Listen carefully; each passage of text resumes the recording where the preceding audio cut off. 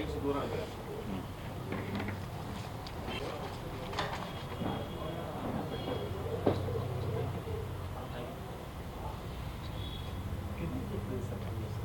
అందరికి నమస్కారం.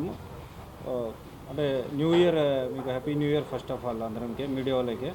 సో మనకి ఈరోజు ఈ కేసు గురించి ఇక్కడ మాట్లాడితేప్పుడు 2 కేసు నిన్న నైట్లో మనకు డిటెక్ట్ చేయడం జరిగింది.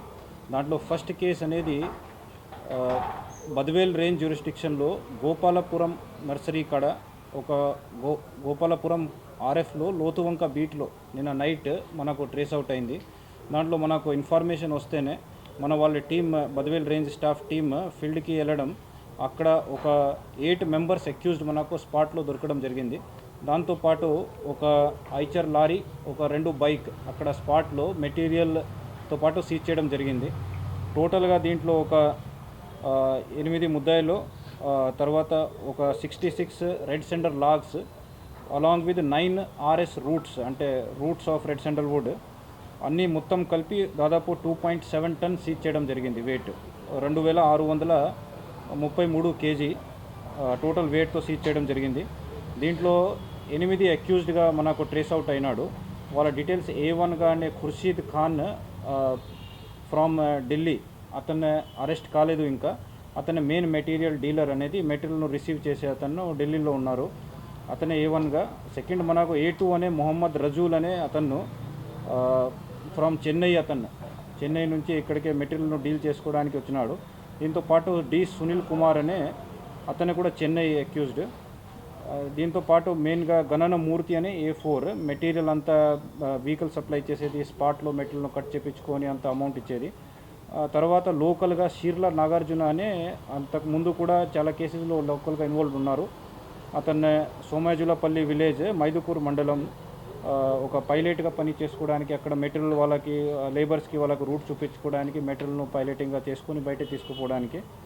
దీంతోపాటు స్వామి కన్ను అనే మేస్త్రి, అతను మెటీరియల్ లేబర్ సప్లై చేసేది అక్కడ నుంచి. వేలు అనే ఒక మేస్త్రి, వాళ్ళతో పాటు మణి అనే ఒక లేబరర్, వుడ్ కట్టర్ అనేది. ఈ టోటల్ 8 మంది మనకు ఈ కేసులో అక్యూజ్డ్గా బుక్ చేయడం జరిగింది.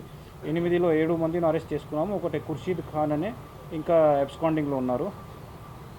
టోటల్ మార్కెట్ వాల్యూ అనే మెటీరియల్కి యాజ్ పర్ మన రికార్డ్స్ ప్రకారం 7.68 lakhs. ఫర్దర్గా ప్యారలల్గా ఈ కేసుతోనే మనకు వేరే ఇన్ఫర్మేషన్ వస్తే, లింక్డ్ ఇన్ఫర్మేషన్లోనే మనకు వేరే సమాచారం దొరికినప్పుడు ఒకటి గోపాల్ అనే వీరపనాయనపల్లి విలేజ్ అండ్ మండలం, అండ్ నంద్యాల రాఘవ్ రెడ్డి అనే ఫారెస్ట్ నుంచి రెడ్ సెండర్స్ అది మనకు ట్రాన్స్పోర్ట్ చేస్తున్నాడు అనేది సమాచారం వస్తే మన వాళ్ళు కుంభింగ్కి వెళ్తే, నైట్లో వేంపల్లి రేంజ్ స్టాఫ్ అంతా వెళ్తే టోటల్గా ఒక 31 మొద్దులు సీజ్ చేయడం జరిగింది. దీంట్లో 6 మొద్దులు మనకు ఫీల్డ్ నుంచే సీజ్ చేసినాము. ఫర్దర్గా వాళ్ళను ఎంక్వైరీకి పిలుచుకొని ఎంక్వైరీ చేస్తే అప్పుడు టోటల్గా ఇంకా 25 మొద్దులు ఈ గోపాల్ అనే వ్యక్తి వీరపనాయనపల్లి విలేజ్ ఆయన ఫీల్డ్స్లో బొడి చేసి పెట్టుకున్నాడు. అది ఎంక్వైరీలో మనం అక్కడ ఫీల్డ్లో పోయి మట్టి తీసేసి అంతా సీజ్ చేయడం జరిగింది. టోటల్గా 31 మొద్దులు, దానికి టోటల్ వెయిట్ అనేది 818 kg, 0.8 tons. మనకు డిపార్ట్మెంటల్ వాల్యూ దానికి 2,38,000. ఈ ఇద్దరు దాంట్లో నంద్యాల రాఘవ్ రెడ్డిను అరెస్ట్ చేయడం జరిగింది. A2 అతను. A1 అనేది K గోపాల్, అతను ఇంకా అబ్స్కాండింగ్లో ఉన్నారు. సో దాని గురించి కూడా మనం స్పెషల్గా ఎఫర్ట్ పెట్టి అతన్ని కూడా అరెస్ట్ చేసుకోవడానికి గ్రౌండ్లో ఎఫర్ట్ చేస్తున్నాము. ఈ 2 మనకు ఆపరేషన్స్లో Badvel range staff and Vempalli range staff participate చేసినాడు. ఇప్పుడు వాళ్ళను ఈరోజు రిమాండ్కి పంపించి ఫర్దర్గా మనం అబ్స్కాండింగ్ అక్యూజ్ను అరెస్ట్ చేసుకొని ఇంకా ఛార్జ్షీట్ ఫైల్ చేస్తాం. అంటే ఫారెస్ట్ అనేది ఒక చాలా హ్యూజ్ రిసోర్స్, అది ఒక ఓపెన్ ఏరియా, మీకు కూడా తెలుసు. కాబట్టి ఒక లిమిటెడ్ నంబర్తో వాళ్ళ మూమెంట్ అనేది చాలా పర్ఫెక్ట్గా ప్లాన్ చేసుకొని, చాలామంది ఇప్పుడు ఢిల్లీలో ఉన్నారు కానీ ఢిల్లీ నుంచి ఇక్కడికి రారు. మెటీరియల్ అంతా కాంప్లెక్స్ నెట్వర్క్స్ ఉంటుంది. వాళ్ళు ఎవరిను వేరే వాళ్ళని మొబిలైజ్ చేస్తారు, వాళ్ళు ఇంకొకరిని మొబిలైజ్ చేస్తారు, ఇంకొకరిను, అట్లా 8 to 10 లేయర్స్ ఉంటాయి డిఫరెంట్గా. ప్లస్ చేసే వాళ్ళు కూడా తమిళనాడు నుంచి వచ్చే వాళ్ళ లేబర్స్ అంతా చాలా ఎక్స్పీరియన్స్గా, ఇంతకుముందు వాళ్ళు ఎన్నో సరీలో వచ్చింటాడు ఇక్కడికి. ఇప్పుడు నుంచే కాదు, గత 30 years నుంచి చేస్తున్నాడు. కాబట్టి ఎన్నో సరీ వాళ్ళు వచ్చి వాళ్ళకు ఫారెస్ట్లో అన్ని రూట్స్ ఐడియా ఉండడం, వాళ్ళు మన మూమెంట్స్ను బాగా అబ్జర్వ్ చేసుకొని అవన్నీ ప్లాన్తో చేస్తారు. కాబట్టి ఎక్కడైనా వాళ్ళకు కూడా అవకాశం దొరుకుతున్నాయి. కానీ మనం మేము కంట్రోల్ అయితే బాగా చేస్తున్నాము. అప్పటికే కూడా ఎందుకంటే వాళ్ళు కూడా అంత ప్లానింగ్ చేయాల్సిందే వస్తుంది అంటే మనది కూడా గ్రౌండ్లో చాలా ఎఫర్ట్స్ ఉన్నాయి. అందుకే వాళ్ళంతా ప్లానింగ్ చేసుకొని వస్తున్నాడు. వాళ్ళకు కూడా ఏం ఈజీ అనేది కాదు. కానీ ఎప్పటికైనా ఎక్కడైనా అవకాశం దొరికిన వల్ల మనం ఏదైనా డ్యూటీస్లో బిజీ ఉండడం వల్ల లేకపోతే ఒక టైంలో మన వాళ్ళు మార్నింగ్లో పోయి ఒక బీట్ ఆఫీసర్ సాయంత్రం వస్తే అప్పుడు వాళ్ళు టైం చూసుకొని ఎంటర్ అవ్వడం అట్లాంటి కొన్ని అవకాశాలు జరుగుతుంది. కానీ టాస్క్ ఫోర్స్ అంటే forest department day and night దాన్ని గట్టిగా పని చేస్తున్నాడు.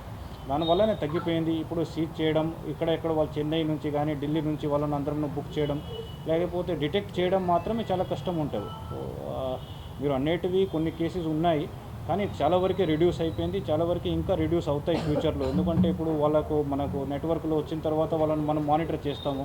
ఇంకా ఫర్దర్ వాళ్ళ యాక్టివిటీస్ను కూడా మానిటర్ చేస్తాము. కాబట్టి ఇంకా వాళ్ళ రిడ్యూస్ అయ్యేదే ఉంటుంది. దాన్ని